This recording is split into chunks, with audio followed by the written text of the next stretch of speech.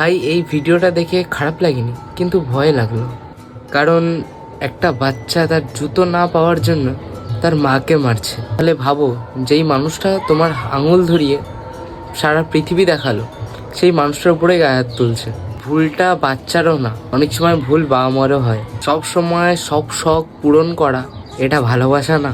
কোথাও না কোথাও ভবিষ্যতে এফেক্ট তো পড়বেই। বাবা মারা নিজেদের স্বপ্নকে দবিয়ে রেখে বাচ্চার স্বপ্নের দিকে নজর রাখে, বাচ্চার স্বপ্ন পূরণ করার কথা ভাবে। আর তখনই যদি সেই বাচ্চাই তার বাবা মার গায়ে হাত তোলে, তাহলে ভেবে নাও কোথাও কিছু ভেঙে গেছে। বাচ্চাকে ভালোবাসাও দাও, তার সাথে সাথে মানুষের সাথে কিভাবে ব্যবহার করতে হয় সেটাকেও শেখাও, তাহলে এর রেসপেক্ট ওয়ার্ড হয়ে থেকে যাবে।